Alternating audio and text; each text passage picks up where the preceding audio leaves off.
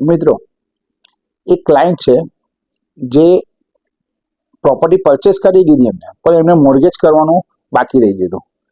એવા કિસ્સામાં એ તો અત્યારે ઇન્ડિયાની બહાર જતા રહ્યા, તો હવે એવા કિસ્સામાં મોર્ગેજ કેવી રીતે કરવાનું? એ તો બહાર છે, તો અહીંયા મોર્ગેજ કોણ કરી આપે? તો મોર્ગેજ કરવા માટે કે કોઈ પણ ડોક્યુમેન્ટ કરવા માટે ત્યાંથી લીગલી પાવર મંગાવી ને અહીંયા એમનું મોર્ગેજ થઈ શકે છે. હવે એમાં અમુક વાર ક્વેશ્ચન એવા આવે કે ભાઈ સાહેબ, અમારું તો ઇન્ડિયામાં કોઈ રિલેટિવ જ નથી, અમારું કોઈ બ્લડ રિલેશન વાળું જ નથી, તો અમે લોકો કેવી રીતે પાવર આપી શકીએ?